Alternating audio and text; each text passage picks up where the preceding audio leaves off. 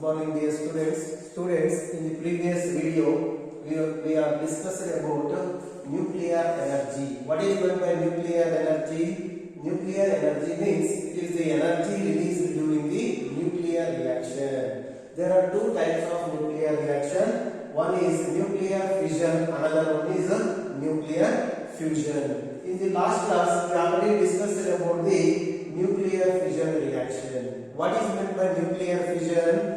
Generally, I told that this fission is nothing but a splitting. In this example, we have seen that in the nuclear fission process, a heavier nucleus is split into two like nuclei of comparable masses with the release of neutrons and also the large amount of energy. This process is called nuclear fission. That means it is the process. Nuclear fission is the process in which heavy nucleus. What is meant by heavy nucleus? Its mass number is greater than 170. That is called heavier nucleus. That heavier nucleus, in this process, heavier nucleus is split into two like nuclei of comparable masses and release the large amount of energy and some neutrons. This process is called nuclear fission. In this nuclear fission, energy is released is more. Nearly 200 mega electron volt energy is released during the conversion of uranium-235 into barium and krypton. This is the best example in order to explain the nuclear fission reaction. Students, and also in nuclear fission, we observe that the number of neutrons may be controlled or uncontrolled. If the number of neutrons is controlled in this nuclear fission reaction, that is called controlled chain reaction. If the number of neutrons is gradually increases or rapidly increases until the fusionable material entirely disintegrate, then that is nothing but a uncontrolled chain reaction.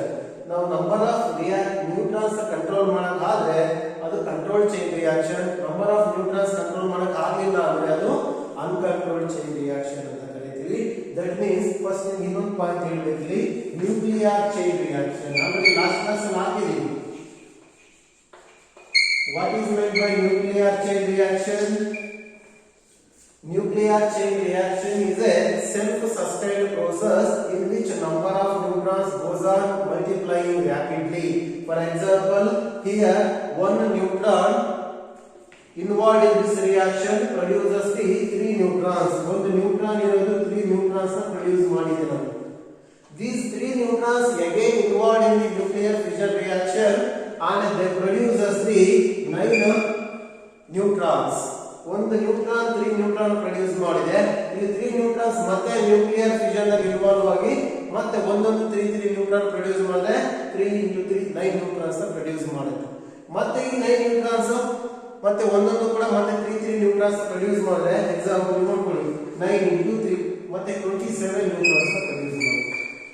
ಅಂದ್ರೆ ಒಂದು neutron ಇಂದ start ಆಗಿರೋ reaction, fission reaction continuous ಆಗಿ ತನ್ನ number of neutrons increase ಮಾಡ್ತಾ ಹೋಗ್ತಾ ಇದ್ರೆ ಅದು ಕಂಟ್ರೋಲ್ ಮಾಡಕ್ ಆಗ್ಲಿಲ್ಲ ನಮಗೆ ಅಂದ್ರೆ ಅದನ್ನ ಅನ್ಕಂಟ್ರೋಲ್ಡ್ ಚೈನ್ ರಿಯಾಕ್ಷನ್ ಅಂತ. ನಮಗೆ ನ್ಯೂಕ್ಲಿಯರ್ ರಿಯಾಕ್ಟರ್ ಅಲ್ಲಿ ನಂಬರ್ ಆಫ್ ನ್ಯೂಟ್ರಾನ್ಸ್ ಕಂಟ್ರೋಲ್ ಮಾಡಲೇಬೇಕಾಗಿರುತ್ತೆ. ನಾವು ಕಾನ್ಸ್ಟೆಂಟ್ ಎನರ್ಜಿ ನಮಗೆ ಬೇಕಾಗಿರೋದ್ರಿಂದ ಎಕ್ಸಾಂಪಲ್ 9 ನ್ಯೂಟ್ರಾನ್ಸ್ ಸಾಕಾಗಿರುತ್ತೆ ರಿಯಾಕ್ಷನ್ಗೆ, ಇಷ್ಟನ್ನೇ ಕಂಟ್ರೋಲ್ ಮಾಡ್ತಾ ಇದ್ದೀವಿ. ನಂಬರ್ ಆಫ್ ನ್ಯೂಟ್ರಾನ್ಸ್ ಕಾನ್ಸ್ಟೆಂಟ್ ಆಗಿದ್ರೆ ಅದನ್ನ ಕಂಟ್ರೋಲ್ಡ್ ಚೈನ್ ರಿಯಾಕ್ಷನ್ ಅಂತ.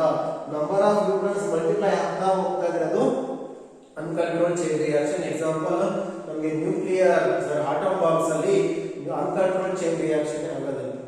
Enormous amount of energy release ಆಗುತ್ತೆ. ಯಾಕೆಂದ್ರೆ ಅಲ್ಲಿ number of neutrons goes on multiplying ಈ ತರ ಆಗ್ತಾ ಇದೆ ಕಂಟಿನ್ಯೂಸ್ ಆಗಿ. 1 ಇರೋದು 3 ಇರೋದು 9 ಇರೋದು 27 ಈ ತರ ಇನ್ಕ್ರೀಸ್ ಆಗ್ತಾ ಹೋಗ್ತಾ ಇದ್ರೆ ನಾವು ಕಾನ್ಸ್ಟೆಂಟ್ ಆಗಿ ಅದು ಮೇಂಟೈನ್ ಮಾಡಕ್ ಆಗಿಲ್ಲ ಅಂದ್ರೆ ಅನ್ಕಂಟ್ರೋಲ್ಡ್ ಚೈನ್ ರಿಯಾಕ್ಷನ್. ಕಂಟ್ರೋಲ್ ಮಾಡಕ್ ಆದ್ರೆ ನಂಬರ್ ಆಫ್ ನ್ಯೂಟ್ರಾನ್ಸ್ ನ ಅದು control chain reaction. Nuclear reactor ಅಲ್ಲಿ ಕಂಟ್ರೋಲ್ ಚೈನ್ ರಿಯಾಕ್ಷನ್ ಪ್ರಿನ್ಸಿಪಲ್ ನ ಯೂಸ್ ಮಾಡ್ತೀವಿ ನಾವು. ನ್ಯೂಕ್ಲಿಯರ್ ಚೈನ್ ರಿಯಾಕ್ಷನ್ ಅಂದ್ರೆ ಏನಂತ ಗೊತ್ತಾಗ್ತಾ ಇದೆ, ಯಾಕೆ ಚೈನ್ ರಿಯಾಕ್ಷನ್ ಅಂತ ಕರಿತೀವಿ ನೋಡಿ. 1 ಇರೋ 3 ಇರೋದನ್ನ ಹಿಂಗೆ ಕಂಟಿನ್ಯೂಸ್ ಆಗ್ತಾ ಹೋಗ್ತಾ ಇರುತ್ತೆ. Nuclear chain reaction is A self sustain. ತಾನೇ ಜಾಸ್ತಿ ಮಾಡ್ಕೊಳ್ತಾ ಇಲ್ಲ. ಒಂದು ನ್ಯೂಟ್ರಾನ್ ಇಂದ ಸ್ಟಾರ್ಟ್ ಮಾಡಿದ್ವಿ ಅಷ್ಟೇ, 3 ಆಯ್ತು, 3 ಇರೋದು 9 ಆಗುತ್ತೆ. self-sustained process in which number of neutrons ಏನಾಗ್ತಿದೆ goes on multiplying rapidly.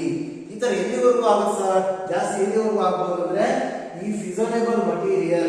What is meant by fissionable material? Last class ಅಲ್ಲಿ ಹೇಳಿದೆ, the material which undergo fission, easily undergo fission, that is called fissile or fissionable material. ಯಾವುದು ಈಸಿಯಾಗಿ fission reaction ಗೆ involve ಆಗುತ್ತೋ ಅದನ್ನ ನಾವು fissionable material or fission material ಅಂತ ಕರೀತೀವಿ. ಇಲ್ಲಿ ಬಂದಿರೋ ಪ್ರಾಡಕ್ಟ್ಸ್ ಇರುತ್ತಲ್ಲ ಇದನ್ನ fission fragments ಅಂತ ಕರೀತೀವಿ. ಗೊತ್ತಿರಬೇಕು, fissile or fissionable material ಇದು, ಇಲ್ಲಿ fission fragments. ನ್ಯೂಟ್ರಾನ್ ಜೊತೆ ಬಂದಿರೋ ಎರಡು fission fragments ಅಂತ ತಗೋತೀವಿ. ಆಲ್ರೆಡಿ ವರ್ಡ್ಸ್ ಯೂಸ್ ಮಾಡಿ ನಾವು. ಕ್ಲಿಯರ್ ಆಯ್ತಾ ನಿಮಗೆ? ಈಗ ನ್ಯೂಕ್ಲಿಯರ್ ಚೈನ್ ರಿಯಾಕ್ಷನ್ ನಿಮ್ಗೆ ನೋಡಿದ್ರೆ ಏನಾಗ್ತದೆ ಅಂದ್ರೆ ನಂಬರ್ ಆಫ್ ನ್ಯೂಟ್ರಾನ್ಸ್ ಜಾಸ್ತಿ ಆಗ್ತಾ ಇದೆ. ಅರ್ಥ ಆಯ್ತಲ್ವಾ? ಇದನ್ನ ಜಾಸ್ತಿ ಆಗಬೇಕು ಕಂಟ್ರೋಲ್ ಮಾಡ್ತೀವಿ. ಹೇಳ್ತಾರೆ ಗೊತ್ತಾಯ್ತು ನಿಮಗೆ. ಜಾಸ್ತಿ ಆಗ್ತಾ ಇದೆ, 1 ಇರೋದು 3, 3 ಇರೋದು 9, 9 ಇರೋದು 27 ಇನ್ಕ್ರೀಸ್ ಆಗ್ತಾ ಇದೆ ಒಂದು ಕೇಸ್ ಅಲ್ಲಿ. ಇನ್ನೊಂದು ಕೇಸ್ ನೋಡಿದೆ 9 ಬೇಕಾ, 9 ಗೆ ಕಾನ್ಸ್ಟೆಂಟ್ ನಾವು ಮೇಂಟೈನ್ ಮಾಡಬಹುದು ನಂಬರ್ ಆಫ್ ನ್ಯೂಟ್ರಾನ್ಸ್. ಇನ್ನು ಕೆಲವು ರಿಯಾಕ್ಷನ್ಸ್ ಅಲ್ಲಿ ಮತ್ತೆ ಇನ್ಕ್ರೀಸ್ ಆಗಿರೋದನ್ನ ಡಿಕ್ರೀಸ್ ಮಾಡ್ತಾ ಹೋಗಬಹುದು. ಆ ತರ ಪ್ರೋಸೆಸ್ ನಾವು ಎಕ್ಸ್ಪ್ಲೈನ್ ಮಾಡೋದಕ್ಕೆ ಮಲ್ಟಿಪ್ಲಿಕೇಶನ್ ಫ್ಯಾಕ್ಟರ್ ನ ಯೂಸ್ ಮಾಡ್ತೀವಿ. ಆ ಮಲ್ಟಿಪ್ಲಿಕೇಶನ್ ಫ್ಯಾಕ್ಟರ್ ವ್ಯಾಲ್ಯೂ ನೋಡ್ಬಿಟ್ಟು ನೀವು ಹೇಳ್ಬೋದು ನಂಬರ್ ಆಫ್ ನ್ಯೂಟ್ರಾನ್ಸ್ ಆ ರಿಯಾಕ್ಷನ್ ಅಲ್ಲಿ ಅಷ್ಟೇ ಇದೆಯಾ, ಜಾಸ್ತಿ ಆಗ್ತಾ ಇದೆಯಾ, ಇಲ್ಲ ಕಡಿಮೆ ಆಗ್ತಾ ಇದೆ ಅನ್ನೋದನ್ನ ಮಲ್ಟಿಪ್ಲಿಕೇಶನ್ ವ್ಯಾಲ್ಯೂ ಇಟ್ಬಿಟ್ಟು ನೀವು ಹೇಳ್ತೀರಾ. ಅದು ಈಸಿ ಇರುತ್ತೆ. ರೇಷಿಯೋ ಫಾರ್ಮ್ ಅಲ್ಲಿ ನಾವು ಡಿಫೈನ್ ಮಾಡ್ತೀವಿ. ನೆಕ್ಸ್ಟ್ ನಾವು ಡಿಸ್ಕಸ್ ಮಾಡಬೇಕಾದ್ರೆ ಅದನ್ನೇ ಆಯ್ತಲ್ವಾ? After that, after the discussing the nuclear multiplication factor, next we will discuss in the nuclear fusion. Nuclear fusion ಆದ್ಮೇಲೆ fusion discussion ಆದ್ರೆ ಆಲ್ಮೋಸ್ಟ್ ಚಾಪ್ಟರ್ ಇರೋ ಕಾನ್ಸೆಪ್ಟ್ ಮುಗಿಯುತ್ತೆ. ನೆಕ್ಸ್ಟ್ ನ್ಯೂಕ್ಲಿಯರ್ ರಿಯಾಕ್ಟರ್ ಕಾನ್ಸೆಪ್ಟ್ ನ ಎಕ್ಸ್ಪ್ಲೈನ್ ಮಾಡ್ತೀನಿ ನಾನು. ಜಸ್ಟ್ ನೀವು ಈ ಕ್ಲಾಸ್ ಅಲ್ಲಿ ನ್ಯೂಕ್ಲಿಯರ್ ಫ್ಯೂಷನ್ ನಲ್ಲಿ ಇನ್ನ ಒಂದು ಕಾನ್ಸೆಪ್ಟ್ ಇದೆ ಮಲ್ಟಿಪ್ಲಿಕೇಶನ್ ಫ್ಯಾಕ್ಟರ್ ಅಂತ, ಅದನ್ನು ಮುಗಿಸಿ ನ್ಯೂಕ್ಲಿಯರ್ ಫ್ಯೂಷನ್ ನ ನೀವು ಡಿಸ್ಕಸ್ ಮಾಡ್ತೀರಾ. ಈಗ ಅದಾದ್ಮೇಲೆ 1 ಅವರ್ ಅಲ್ಲಿ ನ್ಯೂಕ್ಲಿಯರ್ ರಿಯಾಕ್ಟರ್ ಅಂಡ್ ಸ್ಕೆಲ್ಲಾರ್ ಎನರ್ಜಿ ಅಂತ ಬರುತ್ತೆ, ಆ ಕಾನ್ಸೆಪ್ಟ್ ಡಿಸ್ಕಸ್ ಮಾಡ್ತೀವಿ. ಕ್ಲಿಯರ್ ಆಯ್ತಲ್ವಾ? ಜಸ್ಟ್ ನಿಮ್ಗೆ ಏನು ಬರ್ಕೊಂಡ ಸ್ಥಿತಿ ಇಲ್ಲ, ಆಲ್ರೆಡಿ ಆಗಿರೋದನ್ನೇ ರಿಕಾಲ್ ಮಾಡಿದ್ದೀನಿ. Next write down the heading. ಮತ್ತೆ ನಿಮಗೆ ನೋಟ್ ಅಲ್ಲಿ ಒಂದು ಪಾಯಿಂಟ್ ಎಕ್ಸ್ಪ್ಲೈನ್ ಮಾಡಿದ್ರು, ಈಸಿ ಇರೋದ್ರಿಂದ ನಾನು ರಿಪೀಟ್ ಮಾಡಿಲ್ಲ ಅಷ್ಟೇ. ಏನ್ ಸರ್ ಅಂದ್ರೆ that is fast neutron and slow neutrons ಬಗ್ಗೆ ಹೇಳಿದ್ವಿ ಅಲ್ವಾ? What is meant by fast neutrons? Fast neutrons ಏನ್ ಪ್ರಾಪರ್ಟಿ ಇರುತ್ತೆ? Fast neutrons they have the kinetic energy greater than 1 mega electron volt. 1 MeV ಗಿಂತ ಜಾಸ್ತಿ kinetic energy ಇರುವ neutrons ಗೆ fast neutrons ಅಂತ ಕರೀತೀವಿ. Slow neutrons means the kinetic energy is less than 1 MeV. The neutrons having the kinetic energy less than 1 mega electron volt, they are called slow neutrons. If the kinetic energy is greater than 1 mega electron volt, they are called fast neutrons. Slow neutrons are also called thermal neutrons. ಇವೆಲ್ಲ ಬರ್ಕೊಂಡಿದ್ದೀರಾ ನೀವು, thermal neutrons ಅಂತ ಕರೀತೀವಿ. Next ಒಂದು point ಹೇಳಿದ್ದೆ ನಿಮಗೆ, applied questions ಅಲ್ಲಿ ಕೇಳಬಹುದು, ಬರ್ಕೊಂಡಿದ್ದೀರಾ? why the neutrons are used in the nuclear fusion reaction? ನಾವು ಯೂಸ್ ಮಾಡಿದ್ದೇವೆ ನ್ಯೂಟ್ರಾನ್, ಯುರೇನಿಯಂ 235 ಪ್ಲಸ್ 1 ನ್ಯೂಟ್ರಾನ್ ತಗೊಂಡಿದೆ. ಯಾಕೆ ನ್ಯೂಟ್ರಾನ್ ತಗೋತಾರೆ, ಎಲೆಕ್ಟ್ರಾನ್ ತಗೊಳ್ಳಲ್ಲ, ಪ್ರೋಟಾನ್ ತಗೊಳ್ಳಲ್ಲ, ಅಥವಾ ಇನ್ನೊಂದು ಯಾವುದೋ ಒಂದು ಚಾರ್ಜ್ ಪಾರ್ಟಿಕಲ್ ತಗೊಂಡಿಲ್ಲ ಅಂದ್ರೆ ರೀಸನ್ ಇಷ್ಟೇ ನಿಮ್ಗೆ ಗೊತ್ತಿಲ್ಲ. ನ್ಯೂಟ್ರಾನ್ ಒಂದು ಪ್ರಾಪರ್ಟಿ ಇದೆ, neutron is electrically neutral, charge ಇರಲ್ಲ ಅದಕ್ಕೆ. therefore it does not experiences any coulomb force, ಅಂದ್ರೆ ಅಟ್ರಾಕ್ಟ್ ಮತ್ತೆ ರಿಪಲ್ಷನ್ ಫೋರ್ಸ್ ಯಾವುದನ್ನು ಎಕ್ಸ್ಪೀರಿಯನ್ಸ್ ಮಾಡಲ್ಲ ನ್ಯೂಟ್ರಲ್ ಇರೋದ್ರಿಂದ. ಹಾಗಾಗಿ ಅದನ್ನು ನಾವು ನ್ಯೂಕ್ಲಿಯರ್ ಫ್ಯೂಷನ್ ರಿಯಾಕ್ಷನ್ ಯೂಸ್ ಮಾಡ್ತೀವಿ. ಇಷ್ಟು ಆನ್ಸರ್ ಬರೀಬೇಕಾಗುತ್ತೆ. Why the neutrons are used in the nuclear fusion ಅಂತ ಕೇಳಿದ್ರೆ ಬರೀಬೇಕು ನೀವು ಏನಂತ, neutrons are electrically neutral, they do not experience any coulomb force, that means whether attractive or repulsive ಅದನ್ನು ಹೇಳ್ಕೊತೀವಿ ಕೋಲಮ್ ಫೋರ್ಸ್ ಅಲ್ಲಿ. Hence they are used in the nuclear fusion. Clear ಆಗ್ತಾ ಒಂದು ಮಾರ್ಕ್ ಕೇಳೋ ಚಾನ್ಸಸ್ ಇರುತ್ತೆ, ಅದನ್ನ ನೋಡ್ಕೊಳ್ಳಿ. ನೆಕ್ಸ್ಟ್ ನ್ಯೂಕ್ಲಿಯರ್ ಫ್ಯೂಷನ್ ನಲ್ಲಿ ಒಂದು ಸಬ್ ಕಾನ್ಸೆಪ್ಟ್ ಇದೆ, that is called multiplication factor. ಬಹಳ ಇಂಪಾರ್ಟೆಂಟ್ ಆಗುತ್ತೆ ಇದು. ನಿಮಗೆ ಒಂದೊಂದು ಮಾರ್ಕ್ ಅಲ್ಲಿ ಈ ಕೆ ವ್ಯಾಲ್ಯೂ ಬೇಸಿಸ್ ಮೇಲೆ ಕ್ವಶನ್ಸ್ ಕೇಳಬಹುದು, ಅಂದ್ರೆ ಮಲ್ಟಿಪ್ಲಿಕೇಶನ್ ಫ್ಯಾಕ್ಟರ್ ಬೇಸಿಸ್ ಮೇಲೆ. ರೈಟ್ ಇಲ್ಲಿ multiplication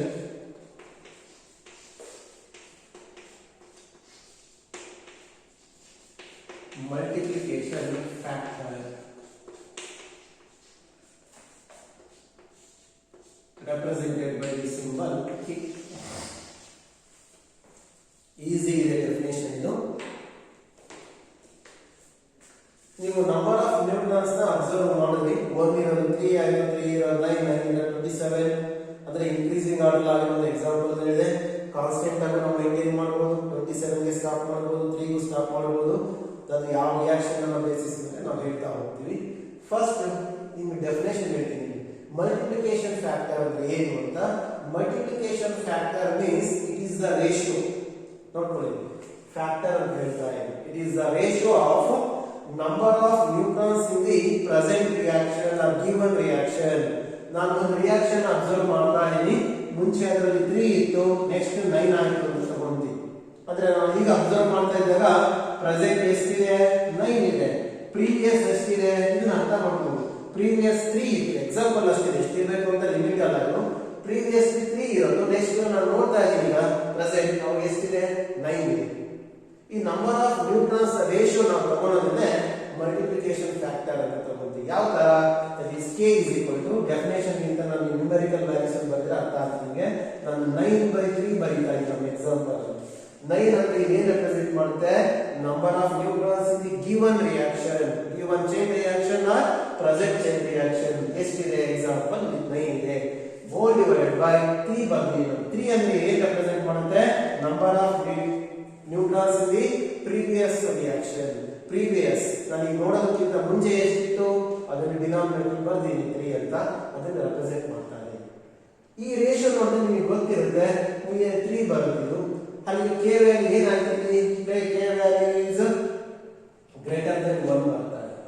K value greater than 1 ಬರ್ತಾ ಇದೆ. ನೀವು ನೋಡಿದ ತಕ್ಷಣ ಹೇಳ್ತೀರಾ ನಂಬರ್ ಆಫ್ ನ್ಯೂಟ್ರಾನ್ಸ್ ಏನಾಗ್ತಾ ಇದೆ? ಮಲ್ಟಿಪ್ಲೈ ಆಗ್ತಾ ಇದೆ, ಇನ್ಕ್ರೀಸ್ ಆಗ್ತಾ ಇದೆ ಅನ್ನೋದನ್ನ ಹೇಳ್ಬೋದು. ಅರ್ಥ ಆಗ್ತಿಲ್ವಾ? ನೆಕ್ಸ್ಟ್ ನಾನು ಇನ್ನೊಂದು ಎಕ್ಸಾಂಪಲ್ ತಗೊಂಡಿದ್ದೀನಿ. 9 ಇದೆ ನನ್ನ ಕಡೆ ನ್ಯೂಟ್ರಾನ್ಸ್. ಸ್ವಲ್ಪ ಟೈಮ್ ಆದ್ಮೇಲೆ ಮತ್ತೆ ಅಬ್ಸರ್ವ್ ಮಾಡ್ತೀನಿ 9 ಇದೆ. ಅಂದ್ರೆ ಪ್ರೀವಿಯಸ್ ಎಷ್ಟಿತ್ತು? 9 ಇತ್ತು. ಪ್ರೆಸೆಂಟ್ ಎಷ್ಟಿದೆ? 9 ಇದೆ. therefore k ವ್ಯಾಲ್ಯೂ ಕ್ಯಾಲ್ಕುಲೇಟ್ ಮಾಡಿದ್ರೆ 9/9 1 ಬರುತ್ತೆ. ಈಗ ನೀವು ಹೇಳ್ಬೋದು k ವ್ಯಾಲ್ಯೂ ಮೇಲೆ ನಾನು ಆಲ್ರೆಡಿ ಹೇಳಿದೆ, k ವ್ಯಾಲ್ಯೂ ನೋಡಿ ನೀವು ಹೇಳ್ತೀರಾ ನಂಬರ್ ಆಫ್ ನ್ಯೂಟ್ರಾನ್ಸ್ ರಿಯಾಕ್ಷನ್ ಅಲ್ಲಿ ಏನಾಗ್ತಾ ಇದೆ ಅಂತ. ಇಲ್ಲಿ k is equal to 1 ಅಂದ್ರೆ ನಂಬರ್ ಆಫ್ ನ್ಯೂಟ್ರಾನ್ಸ್ ಏನಾಯ್ತು? ಏನು ಚೇಂಜಸ್ ಆಗಿಲ್ಲ, ಕಾನ್ಸ್ಟೆಂಟ್ ರೇಟ್ ಇದೆ. ಅಷ್ಟೇ ನಂಬರ್ ಆಫ್ ನ್ಯೂಟ್ರಾನ್ಸ್ ಇದೆ. ಪ್ರೀವಿಯಸ್ ಎಷ್ಟಿದೆಯೋ ಪ್ರೆಸೆಂಟ್ ಈಗಲೂ ಕೂಡ ಅಷ್ಟೇ ಇದೆ. ನೆಕ್ಸ್ಟ್ ಮತ್ತೆ ನೋಡ್ತೀನಿ ಮತ್ತೆ ಅಷ್ಟೇ ಇರುತ್ತೆ ಅಂತ ಅನ್ಕೊಳ್ಳಿ. ನಾವು k ವ್ಯಾಲ್ಯೂ 9/9 ಮತ್ತೆ ಅಷ್ಟೇ ಆಗುತ್ತೆ 1. ಆ ತರ ಒಂದು ಎಕ್ಸಾಂಪಲ್ ನೋಡ್ತಾ ಇದ್ದೀನಿ. ನೆಕ್ಸ್ಟ್ ಇನ್ನೊಂದು ರಿಯಾಕ್ಷನ್ ತಗೊಂತೀನಿ ನಾನು. ಫಸ್ಟ್ ಅಲ್ಲಿ k ಗ್ರೇಟರ್ ದೆನ್ 1 ಬಂದಿದೆ. ನೆಕ್ಸ್ಟ್ ಅಲ್ಲಿ k is equal to 1 ಬಂದಿದೆ. ನೆಕ್ಸ್ಟ್ ಬರೀತೀನಿ ನಾನು ಮುಂಚೆ 9 ಇತ್ತು, ಆಮೇಲೆ ಸ್ವಲ್ಪ ಟೈಮ್ ಬಿಟ್ಟು ನೋಡ್ತೀನಿ 3 ಆಯ್ತು. ಸುಮ್ಮನೆ ಒಂದು ಎಕ್ಸಾಂಪಲ್, ಈ ನಂಬರೇ ತಗೋಬೇಕು ಅಂತ ಏನಿಲ್ಲ. ಪ್ರೀವಿಯಸ್ 9 ಇದೆ, present according to definition the present reaction ಅಲ್ಲಿ ಎಷ್ಟಿದೆ ಅದನ್ನು ಬರೀಬೇಕು. ಮುಂಚೆ ಪ್ರೆಸೆಂಟ್ ಈಗ ನೋಡ್ಬೇಕಾದ್ರೆ 3 ಇತ್ತು, ಮುಂಚೆ ಎಷ್ಟಿತ್ತು? 9 ಪ್ರೀವಿಯಸ್. therefore ಈ ಆನ್ಸರ್ ನೋಡಿ ನಿಮಗೆ ಗೊತ್ತಾಗುತ್ತೆ 0 ಪಾಯಿಂಟ್ ಸಮಥಿಂಗ್ ಬರುತ್ತೆ. therefore ಜನರಲಿ ನೀವು ಹೇಳ್ಬೋದು in this case k is less than 1. ಅಂದ್ರೆ ನೀವು k ಯಾವಾಗ 1 ಆಗುತ್ತೆ, ಗ್ರೇಟರ್ ದೆನ್ 1 ಯಾವಾಗ ಆಗುತ್ತೆ, ಲೆಸ್ ದೆನ್ 1 ಆಗುತ್ತೆ ಅನ್ನೋದನ್ನ ನೀವೇ ಹೇಳ್ತೀರಾ. ಎಕ್ಸಾಂಪಲ್ ನೀವು ನೋಡಿ ಇನ್ನೊಂದು ರಿಕಾಲ್ ಮಾಡ್ಕೊಳ್ಳಿ. k is equal to 1 ಇದೆ ಅಂದ್ರೆ ಅರ್ಥ ಏನು? ನಂಬರ್ ಆಫ್ ನ್ಯೂಟ್ರಾನ್ಸ್ ಸೇಮ್ ಇದೆ ಪ್ರೀವಿಯಸ್ ಮತ್ತೆ ಪ್ರೆಸೆಂಟ್ ಅಲ್ಲಿ ಅಂತ. k is greater than 1 ಅಂದ್ರೆ ಒಂದಕ್ಕಿಂತ ಜಾಸ್ತಿ ಯಾವಾಗ ಬರುತ್ತೆ ಅಂದ್ರೆ ನಮಗೆ ಪ್ರೆಸೆಂಟ್ ಅಲ್ಲಿ ಜಾಸ್ತಿ ಇದೆ ಪ್ರೀವಿಯಸ್ ಗಿಂತ, ನಂಬರ್ ಆಫ್ ನ್ಯೂಟ್ರಾನ್ಸ್ ಜಾಸ್ತಿ ಆಗ್ತಾ ಇದೆ. ಎಕ್ಸಾಂಪಲ್ ಕೊಡ್ತೀನಿ. ಈ ತರ ನಾವು ಮೇಂಟೈನ್ ಮಾಡೋಣ. ನಾವು ಹೇಳಿದ್ದು ಕೊಟ್ಟಿದ್ದೆ ನ್ಯೂಕ್ಲಿಯರ್ ಚೈನ್ ರಿಯಾಕ್ಷನ್ ನಾವು ಕಂಟ್ರೋಲ್ ಮಾಡ್ತಾ ಇದೀವಿ ಅಂತ, ನಂಬರ್ ಆಫ್ ನ್ಯೂಟ್ರಾನ್ಸ್ ಕಂಟ್ರೋಲ್ ಮಾಡಿದ್ರೆ ಇದೆಲ್ಲ ಆಗುತ್ತೆ ನ್ಯೂಕ್ಲಿಯರ್ ರಿಯಾಕ್ಟರ್. ನ್ಯೂಕ್ಲಿಯರ್ ರಿಯಾಕ್ಟರ್ ಅಲ್ಲಿ ಪವರ್ ಫ್ಯಾಕ್ಟರ್ ಯಾವಾಗಲೂ 1 ಇರುತ್ತೆ, ಜ್ಞಾಪಕ ಇಟ್ಕೊಳ್ಳಿ. ನೆಕ್ಸ್ಟ್ ಆಟಮ್ ಬಾಂಬ್ ಅಂತ ಹೇಳಿದೆ, ನಂಬರ್ ಆಫ್ ನ್ಯೂಟ್ರಾನ್ಸ್ ಇನ್ಕ್ರೀಸ್ ಆಗ್ತಾ ಹೋಗ್ತಾ ಇರುತ್ತೆ ರ್ಯಾಂಡಮ್ ಆಗಿ ಅಂತ. ಇಲ್ಲಿ ಆಗಿದೆ 3 ಇರೋದು 9 ಆಗಿದೆ. 9 ಇರೋದು ಇನ್ನೊಂದು ಯಾವುದೋ ವ್ಯಾಲ್ಯೂ ಆಗುತ್ತೆ.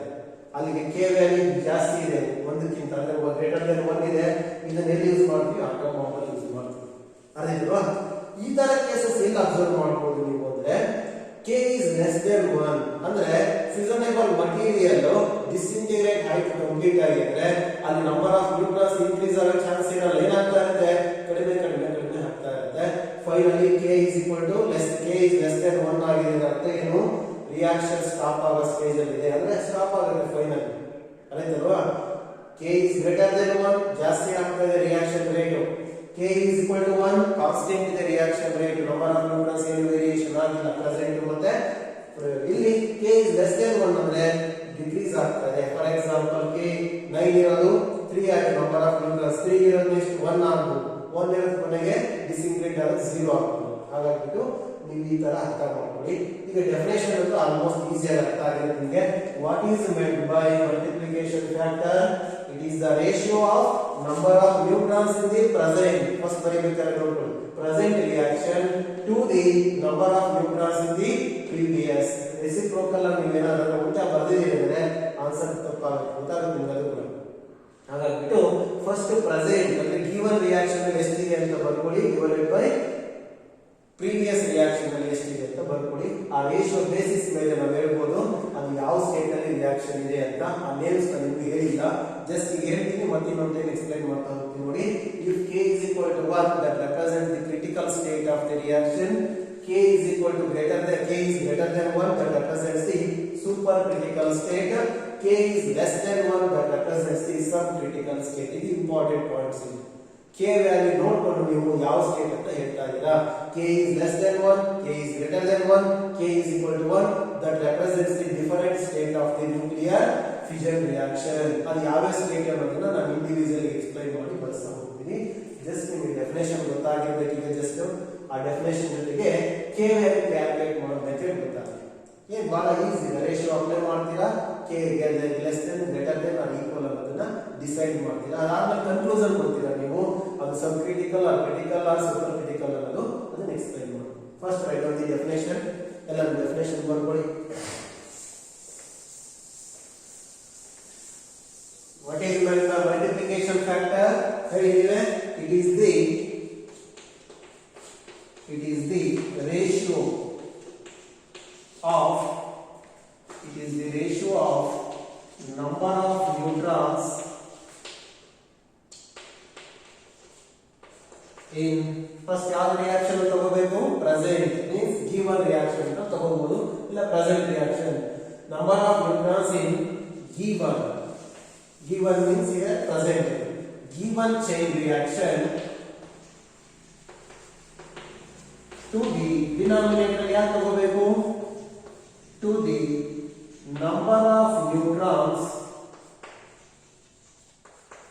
in previous reaction.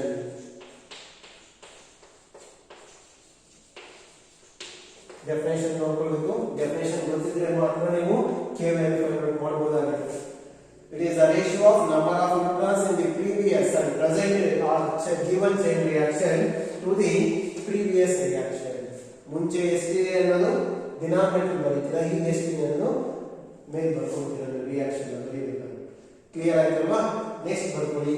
that is k is equal to, k symbol ಇಂದ ರೆಪ್ರೆಸೆಂಟ್ ಮಾಡ್ತೀವಿ, ಸಿಂಬಲ್ ಇಂದ ಬರ್ಕೊಳ್ಳಿ ಸಾಕಿಗೆ ನೀವು. number of neutrons in present means here given reaction, present reaction to the number of neutrons in previous reaction. Number of neutrons in present to the number of neutrons in previous reaction. That ratio is called multiplication factor. Definition ಅಂತೂ easy ಇದೆ, but ಇದಕ್ಕಿಂತ ನಮಗೆ important States ಇರುತ್ತೆ. ಅದು critical ಸಬ್ critical ಅನ್ನೋದು k value ಮೇಲೆ ಹೇಳ್ತೀನಿ, ಅದು ನಮ್ಗೆ ಇಂಪಾರ್ಟೆಂಟ್ ಆಗುತ್ತೆ. ಕಂಪ್ಲೀಟ್ ಆಯ್ತು ಅನ್ನೋದು. ನೆಕ್ಸ್ಟ್ ಪಾಯಿಂಟ್, ಈಗ ಪಾಯಿಂಟ್ ವೈಸ್ ಡಿಸ್ಕಸ್ ಮಾಡ್ತಾ ಹೋಗ್ಬಿಡ್ತೀನಿ ನಾನು.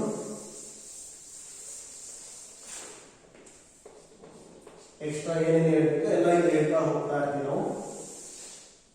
ಆಗಿದೆಯಲ್ವಾ? Next, if k is equal to 1, when k is equal to 1, ಯಾವಾಗ ಮಲ್ಟಿಪ್ಲಿಕೇಶನ್ ಫ್ಯಾಕ್ಟರ್ 1 ಆಗುತ್ತೆ, ಈ ಡೆಫಿನೇಷನ್ ನೋಡ್ಕೊಂಡೆ ನೀವು ಅರ್ಥ ಮಾಡ್ಕೋಬೇಕು. ಯಾವಾಗ 1 ಆಗುತ್ತೆ ಅಂತ ಒಂದು ಎಕ್ಸಾಂಪಲ್ ತಗೊಳ್ತೀನಿ. ನಾನು ಪ್ರೀವಿಯಸ್ ರಿಯಾಕ್ಷನ್ ಅಲ್ಲಿ ನೋಡ್ತೀನಿ, ಸುಮ್ಮನೆ ಹೇಳ್ತಾ ಇದೀನಿ. 27 ನ್ಯೂಟ್ರಾನ್ಸ್ ಇದೆ.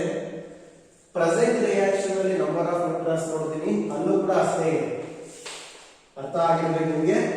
ಪ್ರೀವಿಯಸ್ 27 ಇದೆ, given reaction 27 ಇದೆ, therefore the ratio should be equal to the 1. ಈ ತರ ಕೇಸಸ್ ಅಲ್ಲಿ ನಮಗೆ k ವ್ಯಾಲ್ಯೂ 1 ಬರುತ್ತೆ.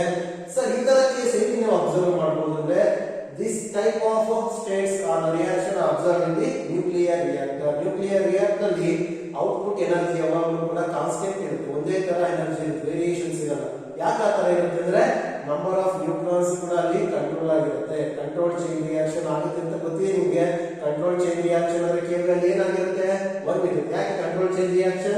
27 ನೆಕ್ಸ್ಟ್ ನೋಡ್ತೀನಿ ಮತ್ತೆ ನಾನು 27 ಇರುತ್ತೆ ಎಕ್ಸಾಂಪಲ್ ನಂಬರ್ ಫಿಕ್ಸ್ ಅಲ್ಲ 27 9 ಯಾವುದೋ ಒಂದಿಲ್ಲ ಅಷ್ಟೇ ಇರ್ತಾ ಹೋಗ್ತಾ ಇರುತ್ತೆ therefore ನಿಮಗೆ ಅರ್ಥ ಆಗಿದೆ k ವ್ಯಾಲ್ಯೂ ಯಾವಾಗ ಬರುತ್ತೆ ಪ್ರೆಸೆಂಟ್ ರಿಯಾಕ್ಷನ್ ಮತ್ತೆ previous reaction number of neutrons compare ಮಾಡಿದಾಗ ಅಷ್ಟೇ ಇದ್ದಾಗ ಮಾತ್ರ ಅದು ಗೊತ್ತಾಗುತ್ತೆ ಬಹಳ ಇಂಪಾರ್ಟೆಂಟ್ ಕೇಸ್ ಇಲ್ಲಿ ಆಲ್ಟರ್ನೇಟ್ ಡೆಫಿನೇಷನ್ ಎಕ್ಸ್ಟ್ರಾ ಬರೆಸಬೇಕಾಗುತ್ತೆ ನಾವು if k is equal to 1 right one continue ಮಾಡಿ the chain reaction takes place at constant rate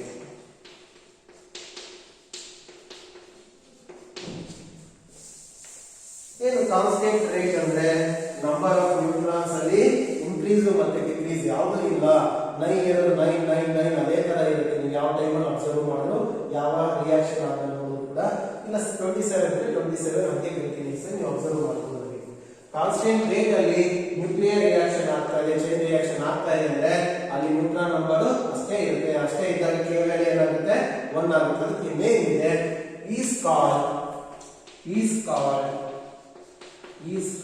critical state ಬಹಳ ಇಂಪಾರ್ಟೆಂಟ್ ಇದು is called critical state if the k value is equal to 1 that means multiplication factor value is equal to 1 that the chain reaction is called critical state ಆಗ critical state ಅಲ್ಲಿ chain reaction ಇದೆ ಅಂತ ಹೇಳ್ತಾ ಇದ್ದೀವಿ ನಿಮ್ಮ definition ಕೇಳಬಹುದು nuclear fission ಅಲ್ಲಿ what is meant by critical state of the nuclear reaction or chain reaction ಅಂದ್ರೆ ನೀವು ಇಷ್ಟು ಬರೀಬೇಕಾಗುತ್ತೆ if the multiplication factor value is equal to 1 that state is called critical state ಆಗ ನಮಗೆ ಕಾನ್ಸ್ಟೆಂಟ್ ರೇಟ್ ಅಲ್ಲಿ reaction ಆಗ್ತಾ ಇರುತ್ತೆ ಆಯ್ತಲ್ವಾ ಎಕ್ಸ್ಟ್ರಾ ಇದು ಒಂದು ಪಾಯಿಂಟ್ ಬರ್ಕೋಬೇಕಾಗಿರುತ್ತೆ ಕ್ರಿಟಿಕಲ್ ಸ್ಟೇಟ್ ಅಲ್ಲಿ ಈಗ ನಾನು ಯುರೇನಿಯಂ 235 ಅಂತ ತಗೊಂಡಿದ್ದೀನಿ ಅರ್ಥ ಆಗ್ತಿಲ್ಲ ಇದನ್ನ ಯಾವ ಮಟೀರಿಯಲ್ ಅಂತ ನಾನು ಹೇಳ್ತಾ ಇದ್ದೆ ಫಿಸನೇಬಲ್ material What is meant by fissionable material? The material which undergo fission easily. ಈಸಿಯಾಗಿ fission reaction ಇನ್ವಾಲ್ವ್ ಆದ್ರೆ fissionable material ಅಂತ ತಗೊಂತೀವಿ. ಈ fissionable material ಸೈಜ್ ಮತ್ತೆ ಮಾಸ್ ಗೊತ್ತಿರಬೇಕು ನಿಮಗೆ ಅದು ರಿಯಾಕ್ಷನ್ ಆದಂಗೆಲ್ಲ ಅದರ ಸೈಜ್ ಡಿಕ್ರೀಸ್ ಆಗ್ತಾ ಹೋಗ್ತಾ ಇರುತ್ತೆ ಗೊತ್ತಿದೆ ನಿಮಗೆ ಡಿಕೆ ಇಲ್ಲಿ ರಿಯಾಕ್ಷನ್ ಆಗ್ತಾ ಇರೋದು ಫಿಷನ್ ಡಿಕೆ ಪ್ರೋಸೆಸ್ ಆಗ್ತಾ ಇರುತ್ತೆ ಇದರ ಸೈಜ್ ಡಿಕ್ರೀಸ್ ಆಗ್ತಾ ಹೋಗ್ತಾ ಇರುತ್ತೆ ಯಾವಾಗ k is equal to 1 reach ಆಗುತ್ತೋ ಅಂದ್ರೆ ನಂಬರ್ ಆಫ್ ನ್ಯೂಟ್ರಾನ್ಸ್ ಸೇಮ್ ಇದ್ದಾಗ ಆ ಸೈಜ್ ಏನಿರುತ್ತಪ್ಪ ಮಟೀರಿಯಲ್ ಗೆ ಅದನ್ನ critical size of the fissionable material ಅಂತ ಕರಿತೀವಿ ಅದಕ್ಕೆ ಮಾಸ್ ಅಷ್ಟೇ ಹೋಗ್ತಾ ಹೋಗ್ತಾ ಡಿಕ್ರೀಸ್ ಆಗ್ತಾ ಇರುತ್ತೆ ಯಾವಾಗ ಈ ಸ್ಟೇಜ್ ಅಲ್ಲಿ ಇದ್ದಾಗ ಯಾವ ಸ್ಟೇಜ್ ಅಲ್ಲಿ ಇದ್ದಾಗ ಕ್ರಿಟಿಕಲ್ ಸ್ಟೇಟ್ ಅಲ್ಲಿ ಇದ್ದಾಗ ಅದರ ಮಾಸ್ ಎಷ್ಟೋ ಅದರ ಮಾಸ್ ಇರುತ್ತೆ ಆ ಮಾಸ್ ನಾವು ಕ್ರಿಟಿಕಲ್ ಮಾಸ್ ಅಂತ ಕರಿತೀವಿ ಅಂದ್ರೆ the mass of the fissionable material at which k is equal to 1 called critical mass and the size of the fissionable material at which k is equal to 1 called critical size ಅಷ್ಟೇ ಇಲ್ಲಿ ಬಹಳ ಕಷ್ಟ ಅಲ್ಲ critical size ಮತ್ತೆ critical mass ಏನು ಅಂದ್ರೆ ಈ fission ಆಗೋ ಮಟೀರಿಯಲ್ ಮಾಸ್ ಅದು ಯಾವ ಟೈಮಲ್ಲಿ ತಗೊಂತೀವಿ